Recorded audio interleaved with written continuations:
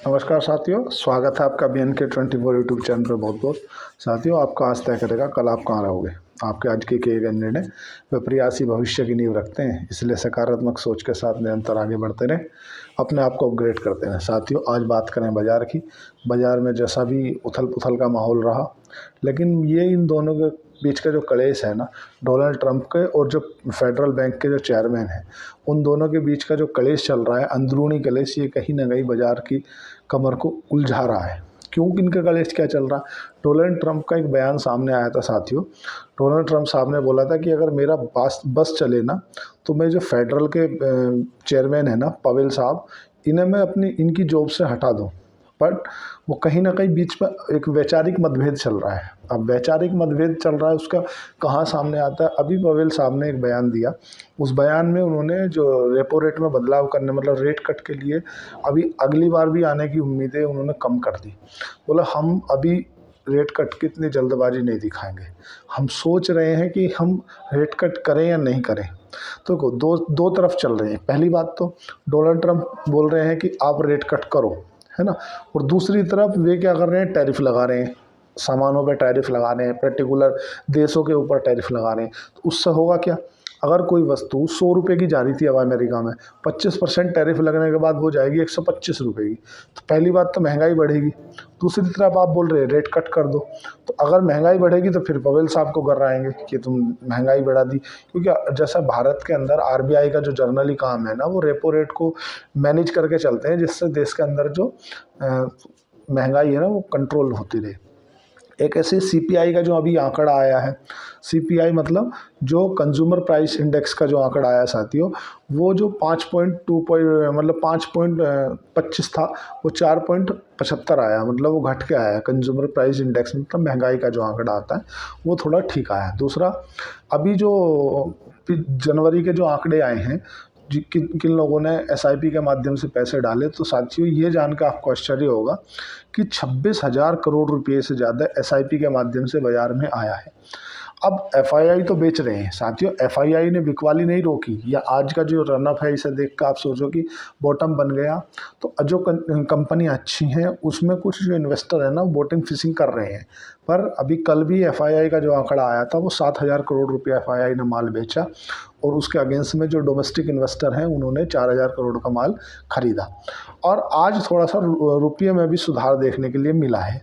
मतलब रुपया लगभग 1.50 पैसे बढ़ के 86 रुपये के आसपास बंद हुआ। एक समय पर डे हाई, मतलब डे लो पे पहुंच गया था रुपया। अल्टीमेटली साथियों क्या, रुपये की जो वैल्यू गिरेगी, उसका जो पैसे का जो फ़र्क है, अगर रुपये की वैल्यू गिरेगी, अपना जो बाजार गिर रहा है ना, वो रुपये के कारण गिर रहा है।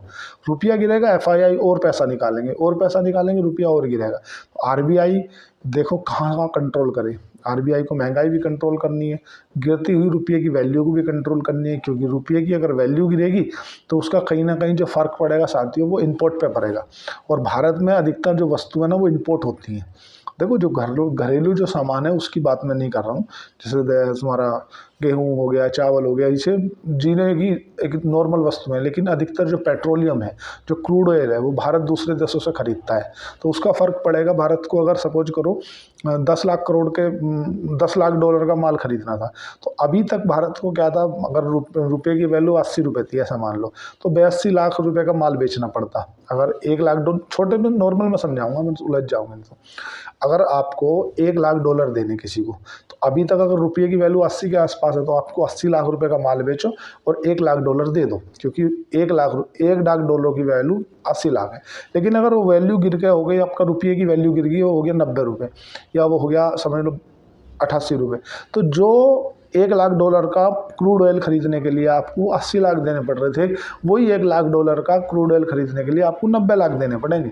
अब 90 लाख रुपए देने पड़ेंगे, तो जाहिर सी बात है कि आपके जो कंपनियां हैं, जो क्रूड ऑयल को कंपनी लेकर, जैसे IOCL है, BPCL है, IOCL है ना, HPCL है, इनके मार्जिन पे इफेक्ट पड़ेगा।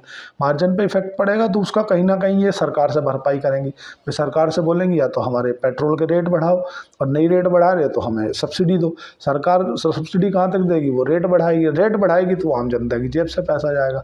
ये सब चीज़ें हैं। अब साथियों टैक्स कलेक्शन का एक आंकड़ा सामने आया है, वो 10% मतलब 19% की ग्रोथ के साथ में, मतलब साथियों आपको जान का आश्चर्य होगा कि 18 लाख करोड़ रुपए का टैक्स कलेक्शन हुआ इस बार, जो गवर्नमेंट ने इस बार इन्होंने दिया है। पहली बात तो अब मैं आपको दो तीन चीज़ें डिस्कस करना चाहता हूँ कि देखो क्या है, अभी लॉन्ग टाइम का जो चार्ट फ्रेम है ना निफ्टी का, वो डाउन ट्रेंड का है, ठीक है। निफ्टी के अंदर लोअर लो लोअर हाई बन रहा है, पहली बात तो।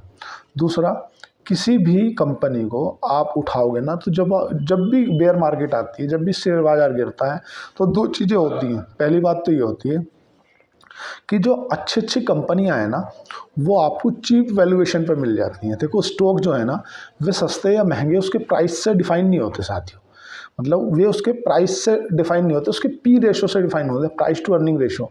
कि कुछ कुछ कंपनियां तो ऐसी हैं साथियों जो अपने लाइफ टाइम लो पी पे ट्रेड कर रही हैं, और एक स्टॉक तो ऐसा है साथियों जो अपने मतलब फंडामेंटली अच्छी कंपनी है। मैं आपको स्टॉक खरीदने की राय नहीं दे रहा, ना आपको मेरा स्टॉक सुन कर खरीद लेना, ना इन्फ्लेशन हो जाना।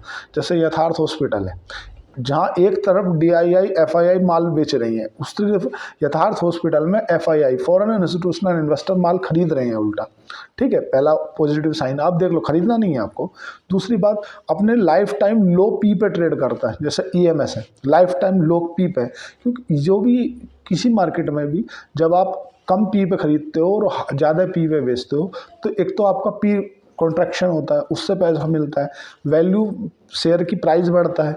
दूसरा क्या है, जो अभी जो शेयर बाजार में जो एक तरह से गिरावट है, FII की बिकवाली, दूसरा बिकवाली का दबाव है और ख़रीदारी का अभाव है।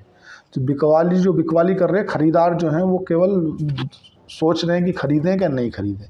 दूसरा, डोनाल्ड ट्रंप बेहिसाब से किसी पे भी टैरिफ ठोक दे रहे हैं, इस पे भी टैरिफ लगाओ, इस पे भी टैरिफ लगाओ, इस पे भी टैरिफ लगाओ, ये टैरिफ लगाओ। और उन दोनों के बीच में जो फेडरल बैंक है अमेरिका का, उनके जो पवेल साहब हैं और डोनाल्ड ट्रंप, देखो एक तो होता है जब कोई भी सरकार चलती है तो दोनों की अगर एक सहमति हो तो सरकार अच्छी चलती है। अगर आप भारत में ही समझ लो, अगर जो भारत के वित्त मंत्री हैं या फाइनेंस मिनिस्टर हैं या मोदी जी हैं, वो कुछ और बोलें और भारत के RBI के गवर्नर कुछ और बोलें, तो आपको क्या लगता है कि देश अच्छे से चल पाएगा? उथल पुथल रहेगी। कभी जो कुछ बोल देंगे तो वो बोल देंगे। जैसे हुआ क्या, मतलब मैं किसी व्यक्ति विशेष का नाम नहीं ले रहा, जैसे केजरीवाल साहब ने आकर के एक बयान दिया कि हम सबको इतना ये इस्तीफा दे देंगे, लेकिन उसी समय के जो IAS ऑफिसर हैं वे आके बोल देते कहाँ से दे देंगे, पैसा ही नहीं है। तो होता है ऐसा। तो सेम स्थिति अमेरिका में बनी हुई है। उन दोनों के जो आपस के मतभेद हैं ना, फेडरल के चेयरमैन के पवेल साहब के और ट्रंप साहब बोलते हैं कि यार एक काम करो, तुम रेट कट कर दो। पवेल साहब बोलते हैं एक तरफ तो आप टैरिफ बढ़ा रहे हो, दूसरी तरफ आप बोल रहे हो रेट कट कर दो। अगर मैं रेट कट कर दूंगा तो महंगाई बढ़ जाएगी तो फिर मुझे कर रहा होगे कि, तो इसलिए अभी हम कोई जल्दबाजी नहीं दिखा रहे हैं। कहीं ना कहीं जो आंकड़े हैं, आज बिरला सॉफ्ट का जो पिछले 4 क्वार्टरों से बेहद ख़राब नतीजे आ रहे थे, तो बिरला अभी तो खैर जिसके अच्छे नतीजे भी आ रहे हैं वो भी स्टॉक पिट रहा है। ऐसा नहीं, मंदी के देखो क्या बेयर मार्केट नहीं है। आपको क्या करना है कि ज़बरदस्ती में उथल पुथल में आके कूदना नहीं है, लॉस में अपनी पोजीशन नहीं काटनी। अगर आपका 1 साल से 3 साल का 2 साल का टाइम होराइजन है तो चुपचाप बने रहे, 1 आध 2 महीना लग जाएगा, 1-2 महीने में सब सिचुएशन हैंडल हो जाएगी। अभी मोदी जी गए हुए हैं, अब देखते हैं क्या क्या मोदी जी कुछ लेके आते हैं कि नहीं आते।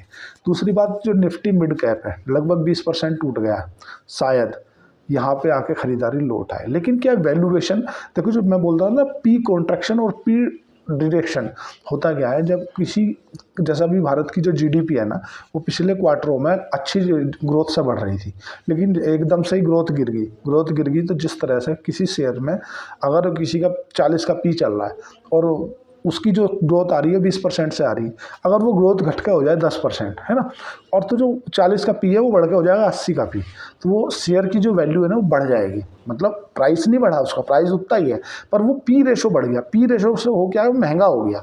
जैसे अभी कोई स्टॉक है, जैसे मैं जर्नली बात कर रहा, अगर EMS कंपनी की बात करूं तो EMS कंपनी का जो जर्नली जो 5 साल का पी है वो 26 का है, और वो अभी 21 या 20 के पी पे मिल रही है, तो वो सस्ती मिल रही है।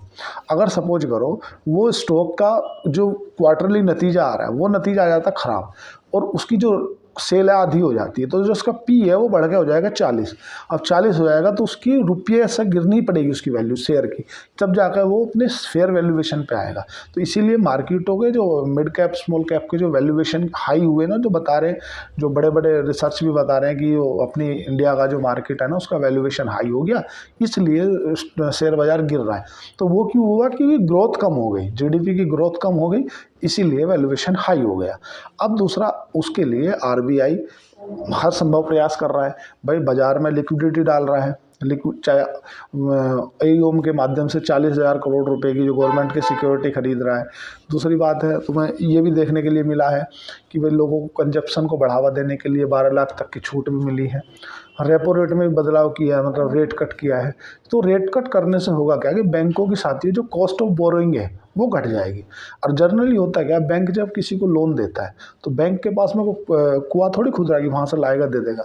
बैंक किसी से बोरो करता है और वो थर्ड पर्सन को देता है, तो बैंक बीच में बिचौलिए का काम करता है। बैंक को आप ऐसा समझो, बैंक ने किसी ए व्यक्ति से 7% के ब्याज पे एफडी में 10 लाख रुपए लिए, है ना, और किसी बी व्यक्ति को वही 10 लाख रुपए 14% पे दिए, तो उसकी कॉस्ट ऑफ बोरिंग कितनी है? 7% की। उसका एनआईएम कितना है? 6% का, नेट इंटरेस्ट मार्जिन। उस 6% में उसको रिस्क भी है, पैसा जिसे दे रहा है उसकी सब चार्जेस वगैरह भी हैं, सब है। तो जनरली होता है क्या, मैंने 14% तो बहुत ज़्यादा बोल दिया, लेकिन बैंक जनरली जो होम लोन देता है 8%, 9%, 8-7%, 7 पे तो किसी को नहीं देता, कुछ फेरिबल कस्टमर रहते हैं जो देता है। और आरबीआई से अगर उन्हें कभी पैसे की आवश्यकता पड़ती है जैसे बैंकों को, तो बैंक आरबीआई अभी 6.25 मतलब 6.25 पैसे के रेट से आरबीआई देता है।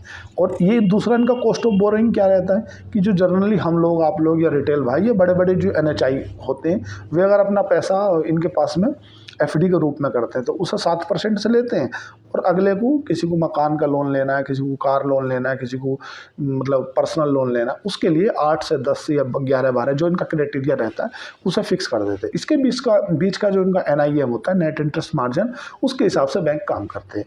अब जो रुपये की वैल्यू गिर रही है, रुपये की वैल्यू गिर रही है, इसलिए एफआईआई के अंदर पैनिक है, एफआईआई माल निकाल रहे हैं। जब तक रुपया स्थिर नहीं होगा तब तक बिकवाली नहीं रुकेगी। रुपया कब तक स्थिर नहीं होगा? जब तक डॉलर इंडेक्स कमज़ोर नहीं होगा। अभी जो गोल्ड भी थोड़ा सा हालांकि कमज़ोर हुआ है, लेकिन गोल्ड जनरली, गोल्ड को क्या है ना, इक्विटी बाजार के या दूसरी चीज़ के हेजिंग माना जाता है। जैसे जैसे आपने देखा होगा शेयर बाजार गिरता है, अभी पिछले 4-5 सालों में तो गोल्ड ने बहुत अच्छे रिटर्न दिए हैं, लेकिन अगर हिस्टोरिकल डाटा देखा जाए तो गोल्ड का क्या है कि जब भी इक्विटी मार्केट गिरा है तो गोल्ड बढ़ा है, क्योंकि इसको हैज कर लेते हैं लोग, गोल्ड में पैसा कन्वर्ट कर देते हैं। और डॉलर का जो डॉलर इंडेक्स मजबूत हो रहा है, क्यों? उससे भारत के इंपोर्ट पर फर्क पड़ेगा। भारत खरीदता तो दूसरे देशों से है कुछ भी, और भारत का जो एक्सपोर्ट और इंपोर्ट है ना, वो बहुत कम तो एक्सपोर्ट करता है, इंपोर्ट ज़्यादा करता है, तो इसलिए भारत पे फ़र्क पड़ रहा है। दूसरा, जो एफआईआई बेचते हैं तो वो पैसा पूरा लेके जाते हैं डॉलर में लेके जाते हैं, तो वो पैसा कहाँ से जाता है? फॉरेन रिजर्व से जाता है। जो आरबीआई के पास में फॉरेन रिजर्व रखा है ना, वहाँ से जाता है। भाई इन्होंने मान लो, सपोज करो किसी एफआईआई ने $1 लाख का माल बेचा, तो वो $1 लाख कंट्री वाइड रहेंगे। भारत में 87 लाख रुपए का माल बेचा उन्होंने, तो उनकी जो प्रॉफिट आया ना, वो तो रुपये की डिप्रिसिएशन में रखा गया ना। भाई जो रुपये की जो वैल्यू गिरी, सपोज करो अगर वो 82 लाख रुपए का माल बेचते, 80 लाख का माल बेचते, है ना, जब रुपये की वैल्यू 80 रुपये थी, $1 इज इक्वल टू 80 रुपये, तो 80 लाख का माल बेचते तो उस समय पर उन्हें $1 लाख मिल जाते। अब उन्हें वही माल 87-88 लाख का बेचना पड़ रहा है, तब जाकर उन्हें $1 लाख मिल रहे। तो उनके जो 8 लाख रुपए हैं ना, जो उनका प्रॉफिट है, वो तो रुपये की वैल्यू खा गई। अगर रुपये की वैल्यू गिरेगी तो वो और ज़्यादा बेचेंगे। और अब एक आंकड़ा और है, दूसरा, ऐसा नहीं है कि बिल्कुल सब खत्म ही हो गया, गिर ही गया, ऐसा कुछ नहीं। जनरली ये जो समय है ना, ये अच्छी कंपनियों को पिक करने का, पढ़ने का समय है। मतलब इसमें ट्रेडिंग के लिए ज़्यादा टेंशन नहीं लेना यार, कुछ कर लूँ, कुछ नहीं करना। जब चारों तरफ से हवा चल रही हो, जब समुद्र में लहरें आ रही हों, उस समय शांति बना के बैठना है, शांति से बैठ जाना है, और गलत डिसीजन नहीं लेने ना, पैनिक में आके, हड़बड़ में आके माल को लॉस में नहीं काट देना है कि यार अब तो सब कुछ ख़त्म हो गया, बेच दो। ऐसा कुछ नहीं है। सरकार हर संभव प्रयास कर रही है, और 2-3 महीने का समय है, और 1-2 महीने में ये जो भी सरकार ने एक्शन लिए, ये सब इम्प्लीमेंट हो जाएंगे, और फिर से जीडीपी कि पहिया चल पड़ेगा। और अभी थोड़ा सा सावधानी से रहना है। दूसरा, अब जैसे जैसे अमेरिका की तरफ से कोई डिसीजन आता है, वो अब दूसरा सेक्टर रोटेशन पे भी ध्यान देना साथियों। सेक्टर रोटेशन क्यों बोल रहा हूँ मैं, क्योंकि देखो एक समय था डिफेंस के जो स्टॉक थे वो बहुत भागे, एक समय था रेलवे के जो स्टॉक थे वो बहुत भागे, एक समय था इंफ्रा के जो स्टॉक थे वो बहुत भागे। तो कहीं ना कहीं किन सेक्टरों पे सरकार का फोकस है। जैसे अभी मैं आपको कुछ जर्नली बातें बता रहा हूँ। जैसे सरकार का दिल्ली ने इलेक्शन जीता है, तो उसमें जो मेन मुद्दा है सरकार का वो है जमुना की सफाई। अब जमुना की सफाई कैसे होगी भाई, उसका जो वाटर रिसाइकल पे जो सरकार ध्यान देगी, क्योंकि जमुना के अंदर जो गंदा पानी है उस पानी को फिल्टर करना है कौन करेगी। जैसे तुम्हारा बाटेक बाबा है, ईएमएस कंपनी है, इस तरह की जो कंपनियां हैं वो कहीं ना कहीं वाटर रिसाइकल से रिलेटेड काम करती है। दिल्ली में अधिकतर जो वाटर से ही ज़्यादा समस्या है, क्योंकि अधिकतर ऐसा एक आंकड़ा मैं पढ़ रहा था उसमें आया कि लगभग 1000 झुग्गी ऐसी कच्ची कॉलोनियाँ हैं जहाँ से पानी वेस्ट जाता है और वो जमुना में जाता है, जिस कारण से जमुना की वो ऐसा बता रहे थे कि सफाई नहीं हो पा रही। तो कहीं ना कहीं सरकार ऐसा कुछ बनाएगी कि भाई वाटर रिसाइकल का कुछ काम हो। तो और दूसरा जो ईएमएस है, मैं किसी कंपनी को खरीदने या बेचने की राय नहीं दे रहा, उन कंपनियों के क्या है ना कि नीचे जो गवर्नमेंट B2G कंपनी है, B2G मतलब बिजनेस टू गवर्नमेंट, इनको बिजनेस से जितने भी बिजनेस हैं सारे बिजनेस टू गवर्नमेंट काम करते हैं। एक तो सेक्टर रोटेशन पर ध्यान देना है। जैसे अभी फ्रांस में नरेंद्र मोदी जी ने बोला कि हम एआई पे काम कर रहे हैं, आर्टिफिशियल इंटेलिजेंस पे। अभी क्या है साथियों, एआई के चक्कर में अभी देश में जो सबसे बड़ा मुद्दा है ना वो बेरोजगारी और एम्प्लॉयमेंट तो है ही। दूसरी बात सबसे ज़्यादा जो मुद्दा है वो है जो बढ़ती हुई टेक्नोलॉजी है ना, उसे कहाँ अपने आप को अपग्रेड किया जाए। जनरली हो क्या रहा है कि जो युवा है ना वो कहीं ना कहीं टेक्नोलॉजी से भटक रही हैं। देखो ना, चैट जीपीटी के अगेंस्ट में चाइना ने बना लिया, भारत नहीं बना पाया। तो कम से कम बना नहीं रहे तो उसके बराबर तो चलें भाई, कुछ उनसे सीख लें। तो उसके लिए नरेंद्र मोदी जी ने बोला भी कि आने वाला जो अगला साल है हो सकता है इसकी अगुवाई, जो सम्मेलन होता है ना जी उसका, हम भारत कर सकता है इसकी अगुवाई। तो एआई पे भारत ने बहुत कुछ बोला, प्रधानमंत्री जी गए थे। और इतना आप मान के चलो कि सेक्टर जो पहले हैं आप उन सेक्टरों को पकड़ के मत बैठो, नए नए सेक्टर आएंगे भाई। जैसा वाटर रिसाइकल का सेक्टर है, अच्छा सेक्टर है। या जैसे कंज्यूमर से जो अभी सरकार ने कंज्यूमर के हाथ में डाला, वो कहाँ जाएगा पैसा। जैसे वी मार्ट है, रिलायंस, इस तरह का जो ये सब घूम फिर के अल्टीमेटली आपको क्या करना है, पढ़ना है। क्योंकि कुछ चीज़ें ऐसी हैं जो मैं यूट्यूब पे स्पष्ट नहीं बोल सकता, तो इसीलिए पढ़ना बहुत ज़रूरी है। घबराने की बात है नहीं। जो टैरिफ लगा है उससे ऑल ओवर महंगाई बढ़ेगी तो कहीं ना कहीं ट्रम्प साहब को ये चीज़ें दिखेंगी और कल देखते हैं क्या हो सकता है। तो साथियों, टेंशन लेना नहीं है, पढ़ना है जम के, घबराना है नहीं। अच्छी कंपनियां, फंडामेंटली मजबूत कंपनी, टेंशन ना हो, लेकर बैठो और घबरा कर माल नहीं बेच देना। चैनल को लाइक करें, सब्सक्राइब करें। धन्यवाद, थैंक यू।